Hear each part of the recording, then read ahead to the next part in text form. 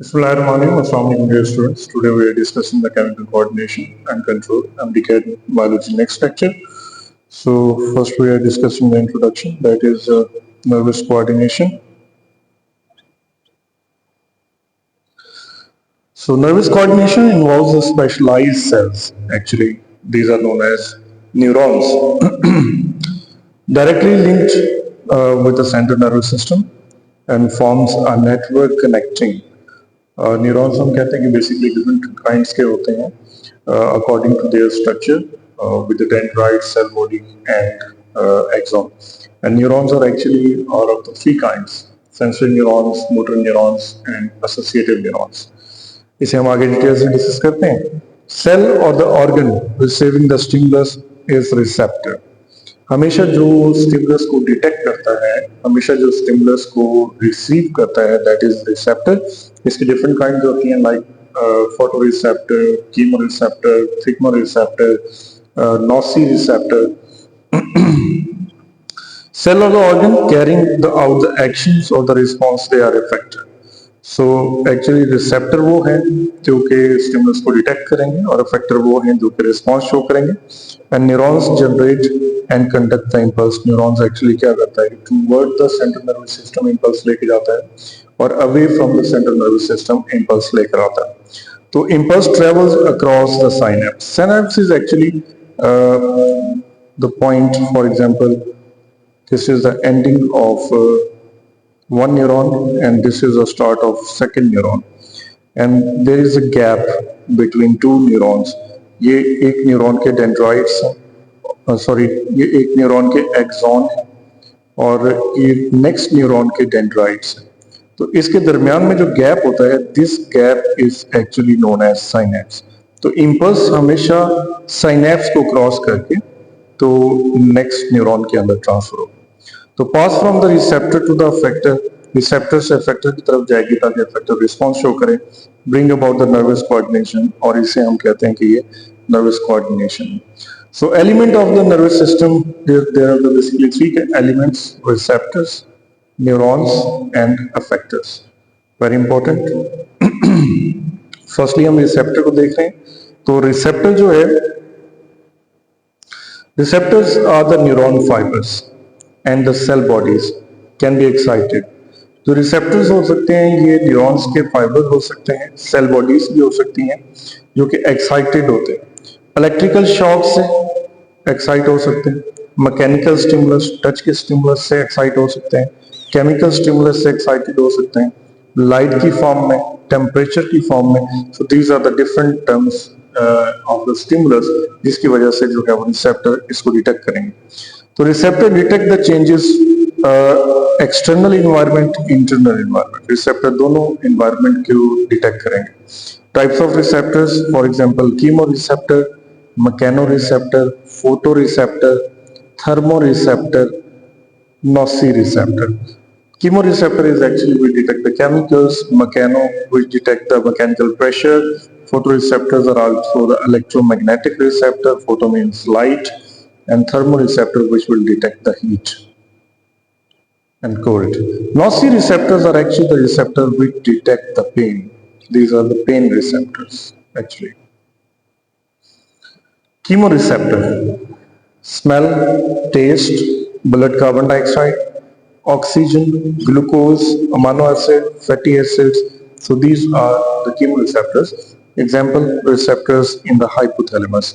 Hypothalamus is actually the brain part जो कि homeostasis को control करेगा और कीमो रिसेप्टर्स उसमें प्रेजेंट हैं जो कि इन तमाम चीज़ों को डिटेक्ट करेगा smell taste blood carbon dioxide oxygen glucose amino acid and fatty acids. Mechano receptor इसमें जो स्टिमुलस होगी वो हमेशा टच की फॉर्म में होगी प्रेशर की फॉर्म में होगी हेयरिंग की फॉर्म में होगी इक्विलिब्रियम मेंटेन करने के लिए. For example free nerve endings expanded lip endings and stray endings ये हमारे पास इसके एग्जांपल्स हैं इसके स्ट्रक्चर के according. Photo receptors respond to the light. Photo mean light actually. So rods and cones in the eyes. तो rods and cones जो है इसके अंदर ये रिसेप्टर्स प्रेजेंट हैं. थर्मो रिसेप्टर्स जो कि क्या होते हैं कि हीट को डिटेक्ट करते हैं, कोल्ड और वार्म को डिटेक्ट करते हैं।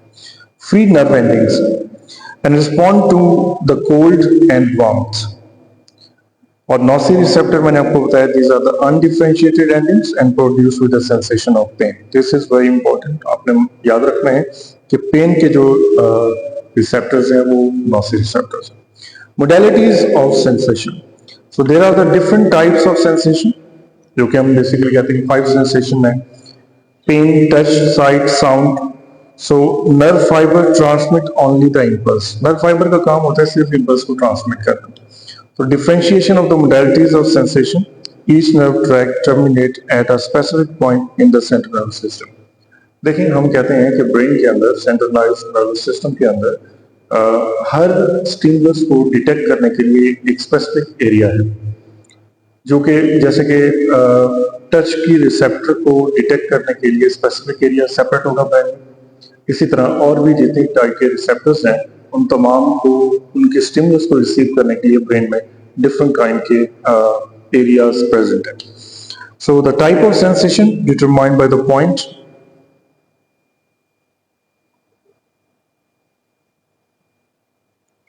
point in the nervous system. Examples are the touch stimulus carried by the nerve impulse in the touch area of the brain. तो जैसे मैंने आपको बताया कि टच की जो स्टिमुलस है वो ब्रेन के टच एरिया में जाकर रिस्पॉन्ड करेंगे। Example is the fibers from the eyes retina terminate in the visual cortex of the brain. Each receptor organ specialized to receive a particular type of stimulus. इसी तरह हर receptor specific है, वो अपनी ही type के stimulus को detect करेगा और आगे ट्रांसमिट करेगा टूवर्ड द हायर सेंटर। तो stimulus carry to the particular area of the brain. ये स्टिमुलस पर्टिकुलर एरिया में जाएगी, जो कि मैंने आपको बताया कि हर रिसेप्टर का एरिया ब्रेन के अंदर डिफरेंट है to send the impulse. Neurons.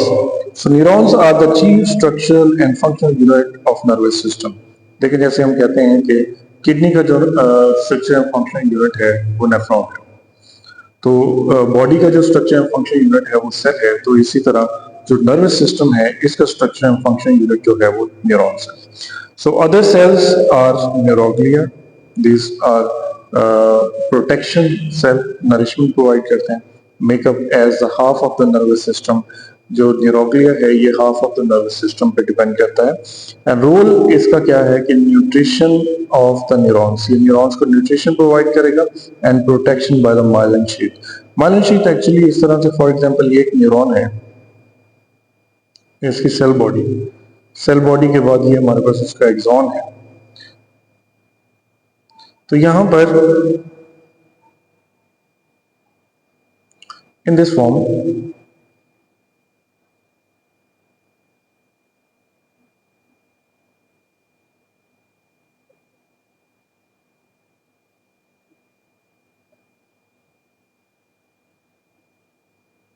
इसको प्रोटेक्शन प्रोवाइड करने के लिए दिस इज माइलिन शीट, तो ये इसको प्रोटेक्शन प्रोवाइड करती है। टाइप्स ऑफ न्यूरॉन्स मैं आपको बता चुका हूं कि न्यूरॉन्स की टाइप्स हैं, लाइक सेंसरी न्यूरॉन है, एसोसिएटिव न्यूरॉन है और मोटर न्यूरॉन है। तीनों में एक ही डिफरेंस है। सेंसरी न्यूरॉन जो है वो रिसेप्टर से ब्रेन की तरफ जाएगा इंपल्स को लेकर, और जो एसोसिएटिव है they are actually present in the brain, और जो मोटर न्यूरॉन्स हैं ये इंपल्स लेकर जाएंगे टूवर्ड द अफेक्टर। तो सबसे पहले रिसेप्टर है, रिसेप्टर से सेंसरी न्यूरॉन इम्पल्स लेकर जाएगा ब्रेन की तरफ। ब्रेन में एसोसिएटिव न्यूरॉन प्रेजेंट है, और एसोसिएटिव न्यूरॉन से जो इम्पल्स जाएगी वो मोटर न्यूरॉन के थ्रू टूवर्ड द अफेक्टर जाएगी, और अफेक्टर आगे रिस्पॉन्स शो करेगा। सो that is actually coordination. So sensory receptors detect the sensation of touch, pressure, heat, cold, pain. So these are the different kind of sensation. Type of sensory neuron: make neurons, touch and pain receptors, and specialized cellular corpuscles, pressure, hot and cold receptors. ये हमारे पास specialized cellular corpuscles हैं। जी, neuron structure और dendrites. Dendrites हम first part को कहते हैं। So often give a spiny look, मतलब इस तरह से ये स्पाइनी लुक देता है, ठीक है। And branch profusely in the certain brain cells, brain cell में ब्रांच करेगा। Motor neurons long axon running from central nervous system to the effectors. देखिए जो नर्वस सिस्टम की तरफ जाएगा उसके जो डेंड्राइट्स होंगे वो लॉन्ग होंगे, ठीक है। अब जब नर्वस सिस्टम से मोटर न्यूरॉन बाहर आएगी तो उसके जो एक्सॉन होंगे वो लॉन्ग होंगे। ये एक डिफरेंस है। कि सेंसरी न्यूरॉन के डेंड्राइट्स जो ब्रेन की तरफ जा रहे हैं वो लॉन्ग है, और जो मोटर न्यूरॉन है जो ब्रेन से टुवर्ड द अफेक्टर जा रही है उसके जो एक्सॉन्स हैं वो एक्सॉन लॉन्ग है। तो एक्सॉन फ्रीक्वेंटली माइलिनेटेड, एक्सॉन जो है वो माइलिनेटेड होते हैं, presence of granules in the cell body and dendrites. Sensory neurons often have one fiber and peripheral branch runs between receptor sites and the dorsal root ganglion. Central branch runs from ganglion into the spinal cord and brain. So peripheral branch conduct the impulse toward the cell body. This is called dendron. So dendron और dendrites carry the impulse toward the cell body. देखिए structure हमारे पास basically इस तरह से है कि for example ये डेंड्राइट्स हैं, ये सेल बॉडी है, और सेल बॉडी से आगे हमारे पास ये एक्सॉन है। तो this is dendrite, this is cell body and these are the axon. तो इम्पल्स हमेशा डेंड्राइट से सेल बॉडी के पास जाएगी, फिर सेल बॉडी से एक्सॉन की तरफ मूव करेगी। So conduct the impulse away from the cell body may be more than 1 meter long. So these axon वो हैं जो कि 1 मीटर से भी ज्यादा लंबे हो सकते हैं। सेल बॉडी, इसे हम सोमा भी कहते हैं, is the main nutritional part. ये न्यूट्रिशन प्रोवाइड करेगा to the all parts, dendrites, axon, axle, cell body. The biosynthetic material for the growth and maintenance, इसको ये कंट्रोल करेगा। इवन अगर कोई पार्ट डैमेज हो जाता है तो it can regenerate, so can regenerate the axonal and dendrites fibre of intact. So mature neurons do not divide, जब मैच्योर हो जाता है एक बार न्यूरॉन तो वो डिवाइड नहीं करता है। तो cell body components, Nissl's granules, microtubules, neurofibrils, rough endoplasmic reticulum and mitochondria, ये वो स्ट्रक्चर्स हैं जो कि सेल बॉडी के अंदर प्रेजेंट होंगे। Mitochondria, rough endoplasmic reticulum, neurofibril, microtubules and Nissls granules. Effectors, these are the structures responding to the stimulation by the impulses from motor neuron. तो motor neuron से जो भी impulse आएगी उसको जो respond करेंगे वो effector करेंगे। Principal of effectors हमारे पास basically दो हैं, एक gland होते हैं और दूसरे muscles होते हैं। तो glands are respond by secreting, gland का काम secretion करना होता है और muscles का काम होता है contraction करना। Reflex are explaining the flow of information through the nervous system. Actually nervous system के थ्रू जो flow of information है उसको हम कहेंगे कि reflex action है। For example, pain withdrawal reflex. Reflex pathway सबसे पहले sensory neuron, pain sensitive ending in the skin होंगी, long fiber leading to the spinal cord, association neuron present होंगे, located in the spinal cord and stimulate the motor neuron. और motor neuron जो है वो spinal cord से move करेंगे, carry the action potential to the muscles and muscles will contract to withdraw the body part from the stimulus. That is the point कि अगर हमें कोई फिंगर टिप के ऊपर भी कोई कांटेदार चीज जो है वो चुभ जाती है तो फौरन से हमारा हाथ जो है वो पीछे हो जाता है, और this complete process is known as reflex arm, जिसमें सेंसरी न्यूरॉन्स जो है रिसेप्टर से इंपल्स लेकर ब्रेन की तरफ जाते हैं स्पाइनल कॉर्ड के थ्रू, और फिर वहां से अफेक्टर्स जो है वो मसल्स की कॉन्ट्रैक्शन कराएंगे और फौरन से जो पेन एरिया है वहां से जो बॉडी के पार्ट्स हैं वो मूव करेगा away. So sensory neuron also communicates with the neurons that send the signal to the brain. Sensory neuron जो है वो communicate करता है जो कि ब्रेन की तरफ impulse लेकर जाता है। Reflex action is involuntary. So this is automatic. So the direction of stimulus is from receptor. सबसे पहले receptor detect करेगा, sensory neuron इसको लेकर जाएगा associative neuron के पास, associative neuron से impulse motor neuron के पास आएगी और motor neuron finally इसको affector के पास भेजेगा and affector will show the response. Next is the nerve impulse. Very important. Nerve impulse is the most important जो कि आपने याद रखना है कि wave of electrochemical changes हैं. These are actually wave of electrochemical changes traveling along the length of the neuron. पूरे neuron में से ये मूव कर रही होगी. Involve the chemical reactions and the movement of ions across the cell membrane. तो यहाँ पर केमिकल रिएक्शन हो रहा होता है, मूवमेंट ऑफ आयंस हो रही होती है पूरी की पूरी सेल मेम्ब्रेन में, और इस तरह से सेल मेम्ब्रेन में इंटरनल साइड पे नेगेटिव चार्ज होगा और जो आउटर साइड है वहां पर पॉजिटिव चार्ज प्रेजेंट होगा. So measure of the capacity to do electrical work. Electrical potential को हम कहते हैं कि वो कैपेसिटी जो कि इलेक्ट्रिकल वर्क कर सकती है उसे हम इलेक्ट्रिकल पोटेंशियल कहते हैं. तो represent the stored energy during the separation of charges across the barrier. ये जो सेपरेशन ऑफ चार्जेस है, जो मैंने बताया कि इंटरनल साइड पे नेगेटिव चार्ज होगा, आउटर साइड पे पॉजिटिव चार्ज होगा. दैट मींस दैट कि आउटर साइड पे चार्जेस ज्यादा हैं इसलिए चार्ज पॉजिटिव है, और इनर साइड पे चार्ज कम है, that is why it is negative. So in neuron the charges are positive and negative. Charge separating barrier is plasma membrane. So the negative ions are inside, negative charge outside will be the positive charge.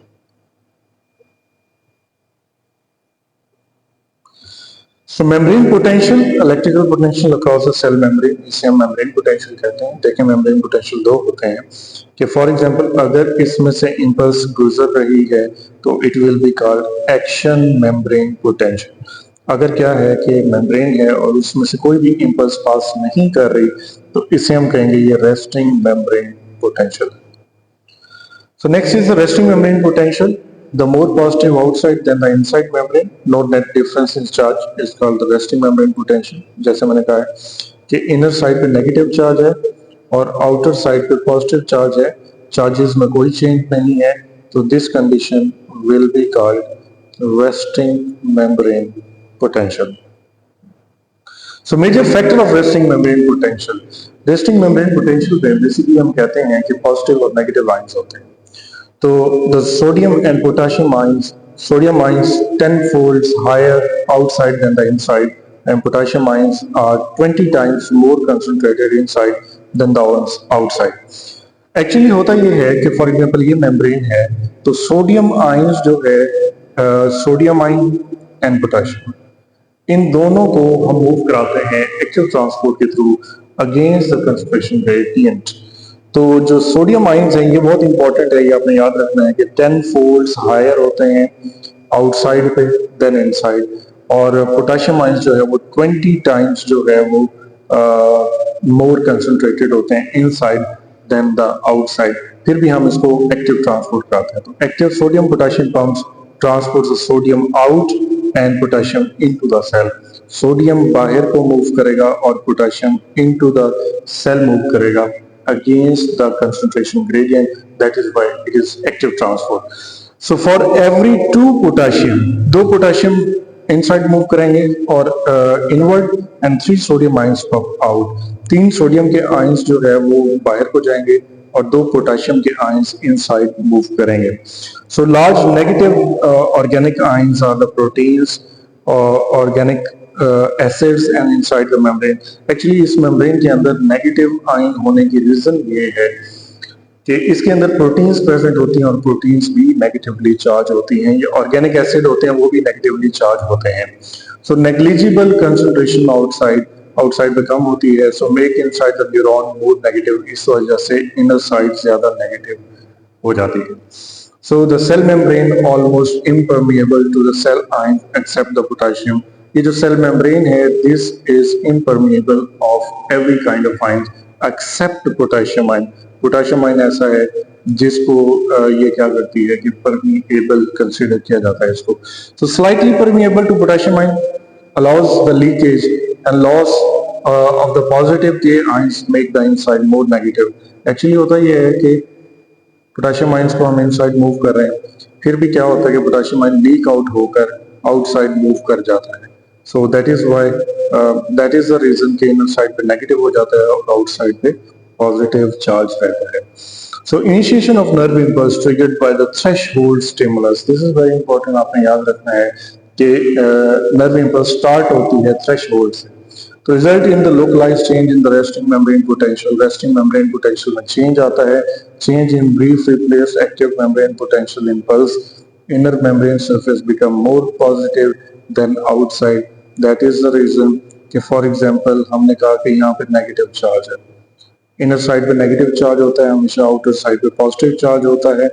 और यहाँ पर हम कहते हैं कि जब impulse move करती है तो जिस एरिया में से इम्पल्स मूव कर रही होगी, फॉर एग्जांपल इस एरिया से इम्पल्स मूव कर रही है फ्रॉम द सेंट्रल पॉइंट, तो यहाँ पर जो चार्जेस हैं that charges will be reversed, inner side positive हो जाएगी और आउटर साइड जो है वो नेगेटिव हो जाएगी।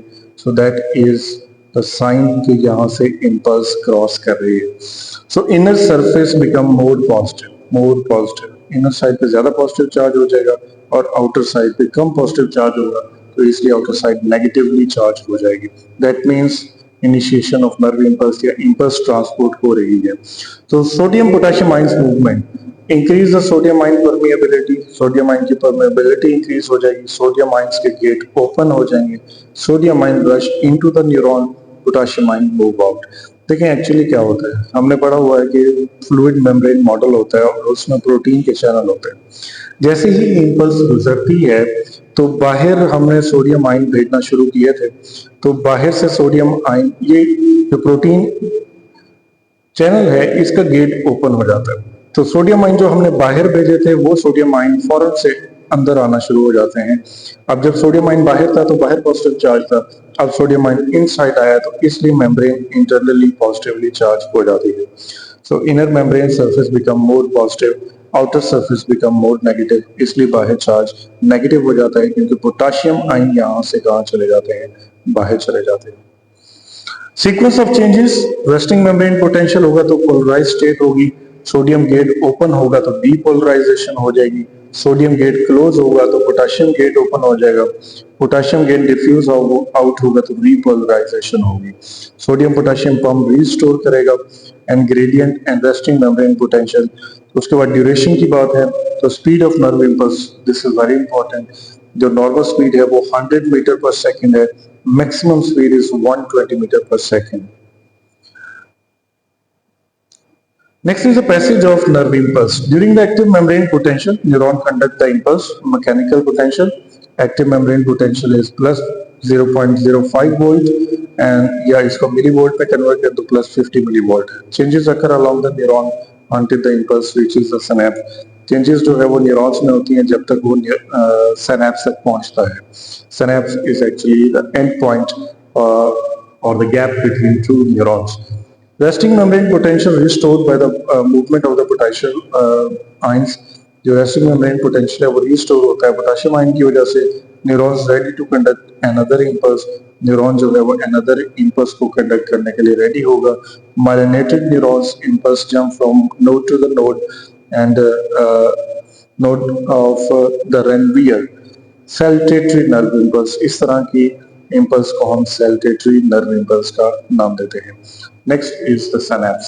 सिनैप्स मैंने आपको पहले बताया है कि वो पॉइंट जहां पर क्या होता है कि इस तरह से सिनेप्टिक नॉब होता है और नेक्स्ट डेंड्राइट होता है, तो ये जो दरमियान में गैप है, this gap is actually known as synapse.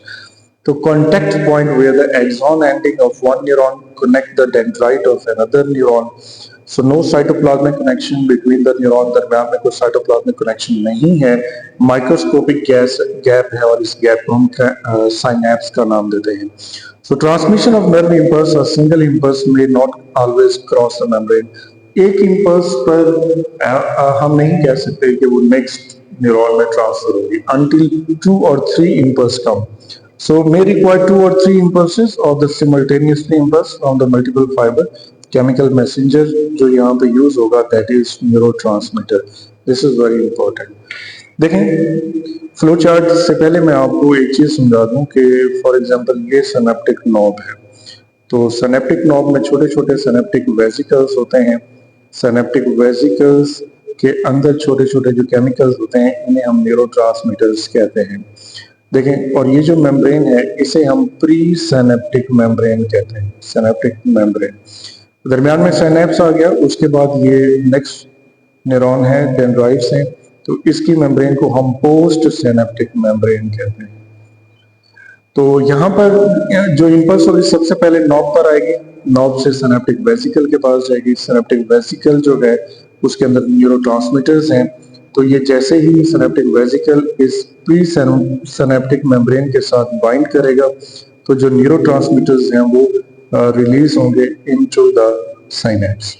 अब सिनेप्स में रिलीज होते हैं, यहाँ पर रिसेप्टर्स प्रेजेंट हैं, so there are present the receptors. यहाँ पर रिसेप्टर्स प्रेजेंट हैं और ये रिसेप्टर्स क्या करते हैं कि इस सिनेप्स को न्यूरोट्रांसमीटर इसके ऊपर बाइंड करेगा, तो इंपल्स जो है वो नेक्स्ट न्यूरॉन में ट्रांसमिट हो जाएगी। So this is the impulse which is the synaptic knob, synaptic vesicle fuse with the presynaptic membrane, release of neurotransmitter molecules into the synaptic cleft. Neurotransmitters bind to the receptor on postsynaptic membrane and trigger the action potential in the postsynaptic neuron, cause a change in permeability to the eyes. Eyes में change होगा तो nerve impulse move करेगा toward the cell body and then to the dendrites. Types of neurotransmitters are the acetylcholine, main transmitter for the synapse outside the central nervous system. ये ऐसा है जो कि CNS के बाहर रहेगा, ये सीएनएस में एंटर नहीं होता, ये ऐसा न्यूरोट्रांसमीटर है। अदर एड्रेनालिन है, नॉर एपिनेफ्राइन है, सेरोटोनिन है, डोपामाइन है, mostly involved in the synaptic transmission with in the brain and spinal cord. ये ब्रेन और स्पाइनल कॉर्ड में present. That was the first lecture of coordination and control. Next we will discuss the structure of brain, spinal cord and the hormones. Thank you. Allah Hafiz.